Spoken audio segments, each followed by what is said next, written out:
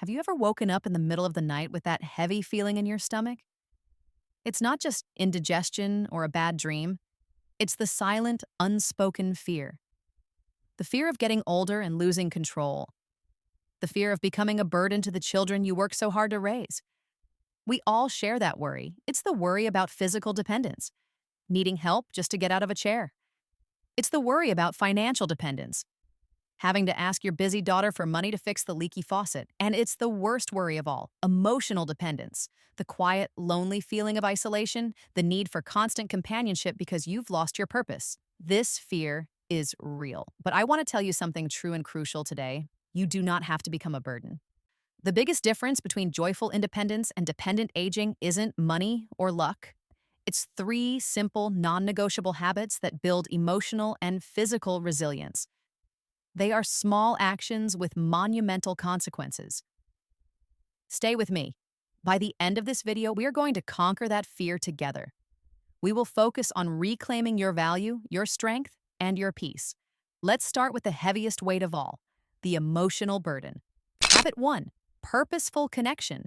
The truth is, retirement often steals two things at once, your paycheck and your purpose. The paycheck is replaceable, but the loss of purpose, that is the emotional weight that leads to isolation. When you lose that routine of contribution, you start feeling invisible. You start feeling like you don't matter as much. And that feeling, that emotional burden, is the first thing that spreads to your family. Studies show that social isolation doesn't just make you sad, it actively harms your physical health. Research by the National Institute on Aging suggests that social isolation may increase the risk of premature death from all causes, a risk that rivals smoking, obesity, and physical inactivity. It's a serious medical issue, not just a feeling. The key here isn't just socializing, it's about purposeful connection. It's about finding a way to give back and be needed again. Think about the difference between joining a passive card game club and becoming a mentor. One is merely passing time. The other confirms your lasting value. This is the power of habit number 1, purposeful connection. It involves finding a community where your experience is the currency. One of the best ways to do this is through volunteering or mentoring. You spent 40 years mastering a skill, whether it was balancing a checkbook, fixing a car, or raising children. That knowledge is precious. When you volunteer at a local library, a food bank, or even mentor a young entrepreneur online, you are not taking, you are giving. And when you give, your self-worth is immediately and profoundly restored. Let me tell you about a gentleman named George in Vermont. George retired from an accounting firm at 68. He felt like his days were just fading, one into the next. He didn't need money, but he desperately missed being essential. He started volunteering one afternoon a week at a local community college. He spent 3 hours helping students file their financial aid paperwork. 3 hours. That tiny commitment fundamentally changed his life. He suddenly had a reason to wear a nice shirt, a reason to sharpen his mind, and most importantly, a reason to feel needed. His son told us that George stopped calling him out of boredom. Instead, George called to share stories about the students he helped. He transitioned from a passive receiver of attention to an active contributor to the world. That is the pathway to independence. The emotional independence of knowing your presence still matters. Purposeful connection kills two fears at once, the fear of loneliness and the fear of losing your value. It confirms your legacy. It confirms that you are not just an expense, you are an asset. And that peace of mind is priceless. It is the first step to becoming emotionally resilient, reducing that silent, crushing burden on your children. We're not talking about starting a second career. We are talking about finding your calling again. It could be as simple as knitting blankets for the local shelter, or spending an hour a week calling other isolated seniors. The act of giving, that is the core strength we need to harness. It reminds you that the wisdom you carry is still required. It's the simplest, most profound shift you can make in retirement. And it's completely free. Habit 2, micro-movement routines. Now let's address the second fear, the physical one. The fear of a slip, the fear of a fall, the fear of breaking a hip and waking up dependent on someone else for everything. Losing physical independence is arguably the most terrifying burden. It's the loss of the ability to choose. to choose to walk to the mailbox, to choose to drive yourself to the grocery store. The decline often starts slowly with muscle loss or sarcopenia, making simple tasks feel monumental. But you have the power to stop this. You don't need a gym membership. You don't need fancy equipment. You need habit number 2, micro movement routines. This isn't high-impact exercise.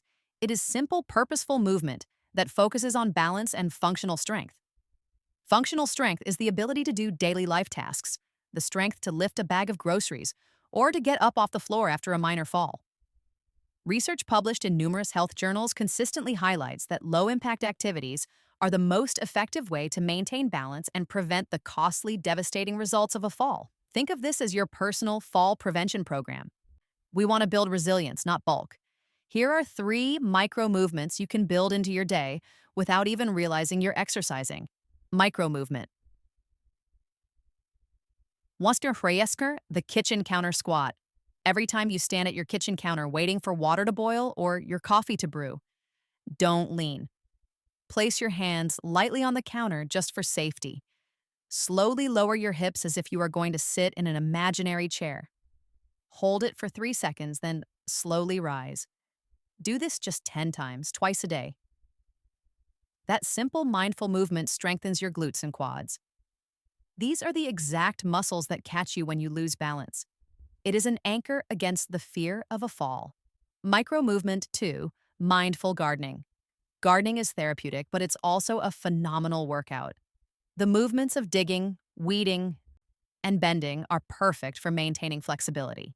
But here's the trick. Incorporate mindful balance. When you are weeding, try to stand on one foot for just 5 seconds while reaching for a weed. When you transition from standing to kneeling, do it slowly and deliberately. That action of transitioning, that mindful change of elevation, is where you train your body to stay independent. It maintains the range of motion you need to live fully.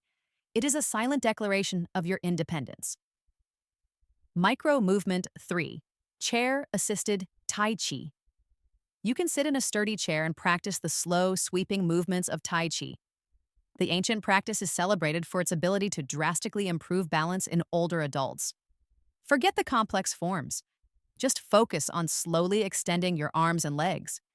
Imagine pushing water with your hand. The slow, deliberate motions teach your inner ear and your core muscles how to stabilize. Doing this for just 8 minutes a day may help support your nervous system and dramatically lower your risk of losing independence due to injury. This is the gift you give your children when you commit to micromovement. You are not eliminating worry, but you are drastically reducing the probability of an emergency. You are proving every single day that you are actively maintaining your freedom, and that physical freedom is the core of independence. Habit 3, the gratitude and reflection habit. The third great fear is the emotional chaos, the worry about things you can't control, the anxiety that bubbles up when you feel retirement is closing doors instead of opening them. This leads to emotional fatigue, and emotional fatigue is often misread as depression. It is the inner mental burden. The solution here is habit number 3, the gratitude and reflection habit. This habit is about building mental self-reliance. It is training your mind to focus on what you have, not what you have lost. This practice is often referred to as mindfulness or spiritual grounding. For many of us, this aligns directly with our faith and our spiritual life. The power of reflection, of prayer, or simply deep, quiet gratitude is measurable. Clinical psychology research has shown that consistent gratitude practices significantly reduce the stress hormone cortisol. Lower cortisol means better sleep, a calmer nervous system, and a mind that is less prone to anxiety. It's biological peace. This habit centers around a simple physical tool, a small notebook, a prayer journal, or even a digital note-taking app. It's about intentional, daily reflection, gratitude and reflection. 1. The 3 good things rule. Every evening, before you go to sleep, write down 3 things that happened that day that you are genuinely grateful for. They do not have to be monumental events. Maybe the sun was shining when you took your walk. Maybe a neighbor offered you a kind word. Maybe your coffee was perfect. When you physically write these down, you force your brain to stop scanning for threats or worries and start scanning for blessings. You are literally rewiring your perspective. This is the self-reliance of the soul. You are cultivating your own inner strength, which means you are not constantly leaning on your children for emotional reassurance. You become the calm in the family storm. Gratitude and reflection, 2. The acceptance of change. Use your journal to reflect on things you cannot change. The past is fixed, the future is uncertain. Many seniors struggle with the loss of their former identity, the CEO, the teacher, the nurse. In your reflection time, practice accepting the new, wise identity you possess. Acknowledge the wisdom you carry now. This acceptance is freedom. It stops the cycle of wishing things were different, which is the root of so much emotional burden. By building this mental firewall, you ensure your children receive your joy, your stability, your wisdom. They do not receive your anxiety or your constant need for validation. This emotional self-sufficiency is perhaps the kindest gift you can give them. It means you are independent in spirit. The thesis is simple. Independence is a choice, not a circumstance. It's not about how much money you have.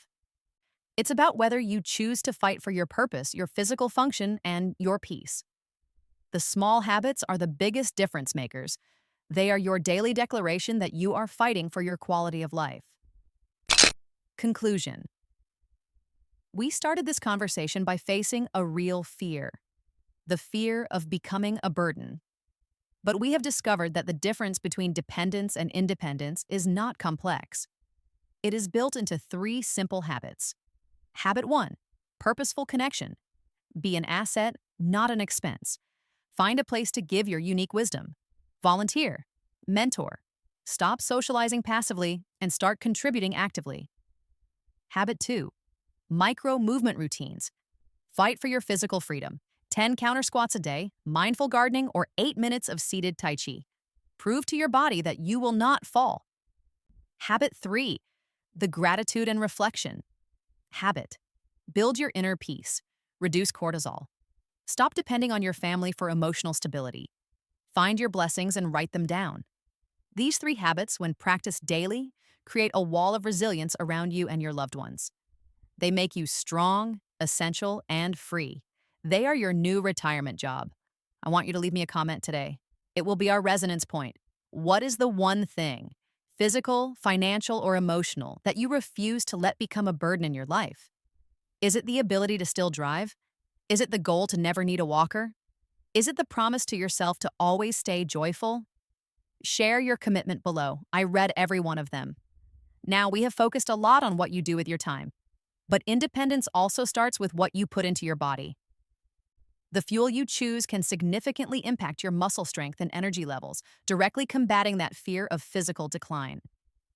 If you are looking for simple, food-based ways to maintain your strength and fight muscle loss without relying on confusing supplements, then you need to watch my next video.